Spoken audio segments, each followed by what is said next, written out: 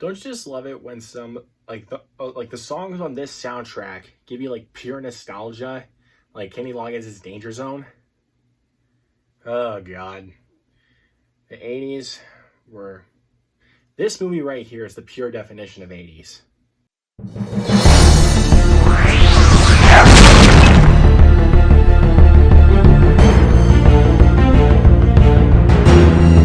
What is going on, my fellow movie lovers, and welcome back to the Luke Ponto channel. Here to give you guys another retro movie review. And if you guys are new to the channel today, welcome to the Luke Ponto channel.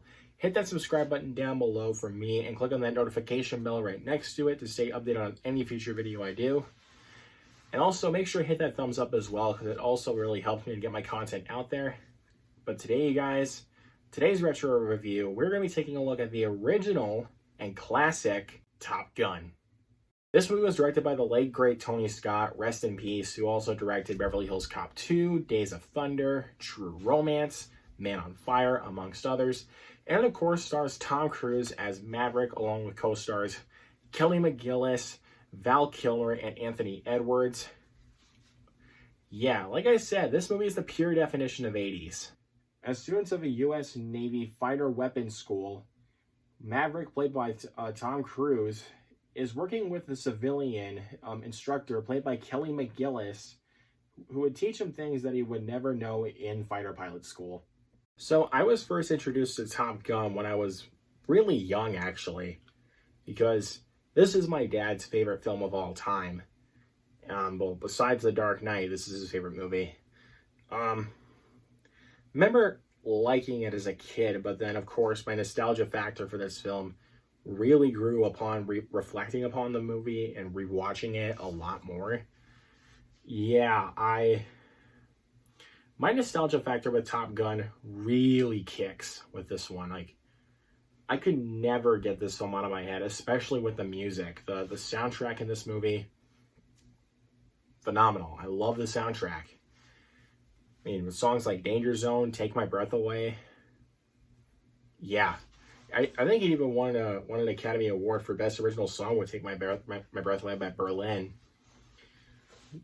Yeah, there's a good reason why that won Best Original Song. And also some of these like little practical sets, like for the jet scenes, like where they're basically doing like races and everything with fighter pilot stuff. That stuff is gorgeous to look at. I mean, Tony Scott was one of my favorite directors before he eventually passed away in 2012. Rest in peace. I mean, with films like True Romance, Man on Fire, and a bunch of other films I remember from him, which I can't remember the names of, Days of Thunder, of course. He was like the Michael Bay of the late 80s and early 90s, basically. But he was very much so competent as a director. And he knew what he was doing at that point. I mean, Tony Scott was a legend in the making. You know, for films like this and Days of Thunder, which I think is incredibly cheesy, I think he knew what he was going for at that point. He did a really good job directing this movie. And the cinematography, don't even get me started. That is just awesome. Awesome cinematography. And also, let's touch upon these performances, shall we? Let's first start off with my man, Tom Cruise. This was the film right here that really propelled him into the action genre, which he would prove 10 years later with the first Mission Impossible, that he was really proven for the action genre. And more power to him for that. Like, he knows what type of movies he's in for when he goes into the action genre. And he's doing all of his own stunts. And I love that about that man. Like, the dude's over 50, for crying out loud. Like, as of now, he's over 50. That is just insane to think about. That he's over 50 and he's still doing his own stunts with action films these days. Like Jack Reacher, Mission Impossible, Fallout, Rogue Nation. Like, dude, there is no stopping this guy. Like, at all. And I gotta say, Tom Cruise, you are a legend, my friend. Like, again, this was the film that really got his career on track with action movies, and he continued to prove himself going forward, especially with Mission Impossible that came out 10 years later after Top Gun. And also, the relationship he builds with Goose, played here excellently by Anthony Edwards.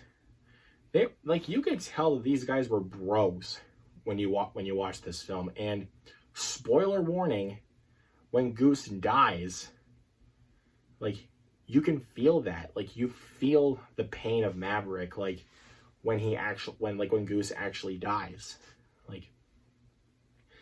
It kind of just is heartbreaking. You can tell that it broke Maverick's heart, when Goose died at some point, towards the end of the second act of the movie. It's a really heart-wrenching moment.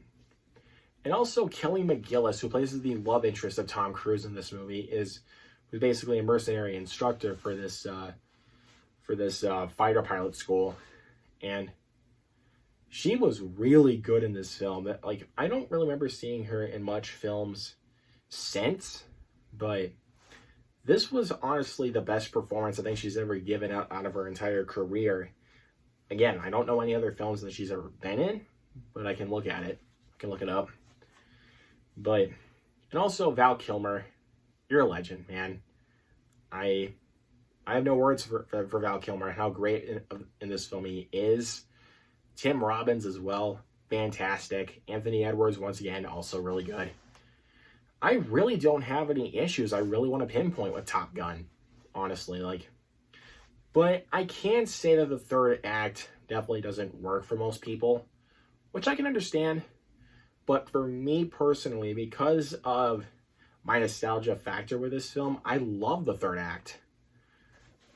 I really do. I love everything about this film. This is one of my favorite 80s films. My nostalgia factor is high with Top Gun, and I cannot wait to see Maverick this Friday. You guys, this is one of my favorite 80s movies. I can't say anything else about Top Gun that hasn't been said already. It is the pure definition of 80s, and in my mind, it's an 80s classic. And I'm absolutely gonna give Top Gun an A+. Yeah, this is one of my favorite 80s movies. I don't care what anybody says, man. I mean, I love this film so much that it makes me more excited for the sequel, honestly. I cannot wait to see Maverick this Friday. And yes, I will be seeing it this Friday. And maybe the same weekend, I will see it again with my dad, because he is a humongous fan of Top Gun. So, yeah, I cannot wait to see Maverick. I mean, I hear continuous praise about that movie, so it's making me more excited to see it. But obviously, this is all my opinion, of course. Let me know down in the comments below what you guys thought of the original Top Gun. Is this one of your favorite 80s movies? Do you absolutely hate it? Are you in the middle? Let me know all that down in the comments below. And if you guys have seen Maverick already, let me know what you thought of that as well. No spoilers, please. No spoilers. Anyways, guys, make sure to hit that subscribe button down below once again and click on that notification bell and that thumbs up as well. And also share this video as well. You guys are seriously awesome. Look forward to more awesome content here on the channel very, very soon. Of course, stay tuned for my review for Top Gun Maverick hitting this weekend. And also stay tuned for my live stream where I talk about all 5 Jurassic Park movies. 1, Lost World. 3, Jurassic World and Fallen Kingdom. You guys got that to look forward to and much, much more. Thank you guys so much for watching. If you guys want to see more content from me, make sure you subscribe. And I'll see you guys next time.